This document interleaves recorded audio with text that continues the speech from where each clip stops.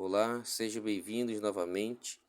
Nós estamos aqui começando outro vídeo e agora vamos falar sobre a pneumatologia, continuando aí falando sobre teologia sistemática. E pneumatologia não é nada mais, nada menos do que a doutrina do Espírito Santo. Nós vamos observar, em primeiro lugar, que o Espírito Santo também faz parte da Trindade Divina e nós observamos que ele é Deus.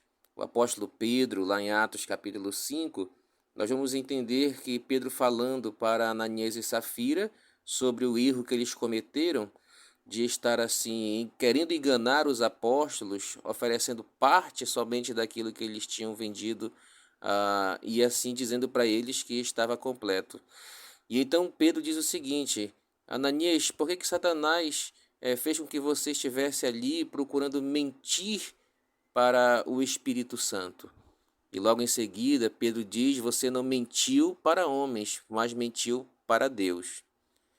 Vamos observar também, meus irmãos, que o Espírito Santo é um ser pessoal. E mais uma vez, relembrando que para ser um ser, não necessariamente precisa de um corpo físico.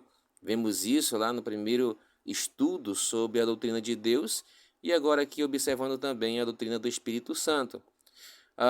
Para ser um ser pessoal, é necessário, primeiramente, que esta pessoa constitua-se de três características interessantes, que são emoção, vontade e inteligência.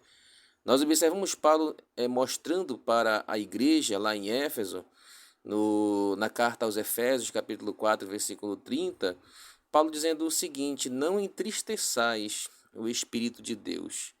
Então veja, nós observamos por aí que o Espírito Santo é dotado de emoção. Também lá em Atos capítulo 13, nós vemos que o Espírito Santo tem vontade própria. Quando ele diz: separai para mim Barnabé e Saulo para a obra que realmente eu tenho preparado para eles. Então o próprio Espírito Santo ali mostra que ele tem a volição, ele tem vontade própria. Assim como também ele tem inteligência. Paulo falando aos Coríntios, ele diz o seguinte: assim também as coisas de Deus ninguém as conhece, senão o Espírito de Deus. Então por aí nós observamos que o Espírito Santo ele possui as características de um ser pessoal. Jesus Cristo também vai nos ensinar, lá na passagem de João capítulo 16, que o Espírito Santo ele faz o seguinte: ele convence o mundo do pecado, da justiça e do juízo. Em seguida nós vamos observar que o Espírito Santo, o que o Espírito Santo faz naquele que aceita Jesus como Senhor e Salvador de sua vida.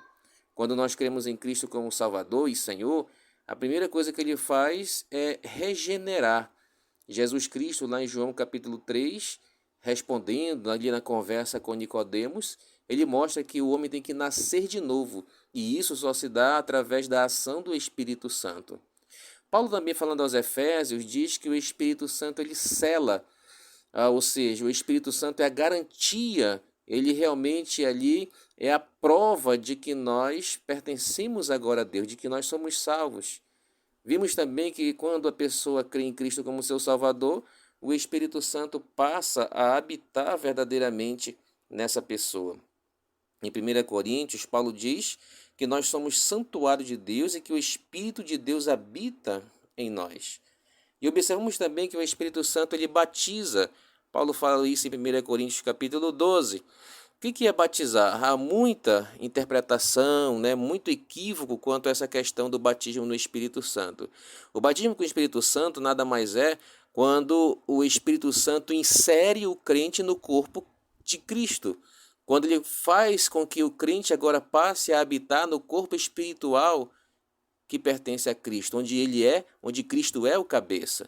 Tá? Então o batismo no Espírito Santo ele acontece no exato momento em que você crê em Jesus como Salvador.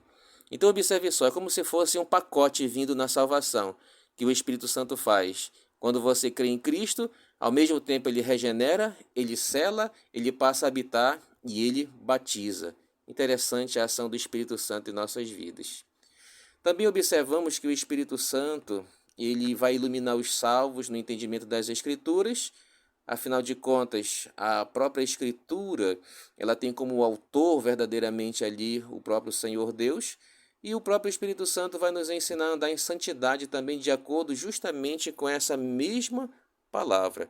Então observa que o Espírito Santo ele tem atuações interessantes na nossa salvação, ele tem atuações interessantes na nossa santificação também, tá? E por último, nós vamos observar que o Espírito Santo verdadeiramente age ainda hoje em dia, certo? O Espírito Santo ainda atua, principalmente na Igreja de Cristo, preparando ela para o encontro com o Senhor nos ares. Meus amados, que Deus esteja abençoando a cada um de vocês e possamos a cada dia verdadeiramente olharmos a finalidade do Espírito Santo, conforme Jesus nos ensina no dia de hoje, é verdadeiramente fazer o seu nome, fazer o nome de Cristo engrandecido. Que a Igreja de Deus conheça cada vez mais profundamente sobre o Espírito Santo, assim como a sua ação nos dias de hoje. Que Deus abençoe, meus amados irmãos. Não esqueçam de clicar em curtir, de compartilhar, de convidar pessoas para terem acesso e assistirem assim aos ensinamentos da palavra do Senhor. Que Deus abençoe a cada um e até o próximo vídeo.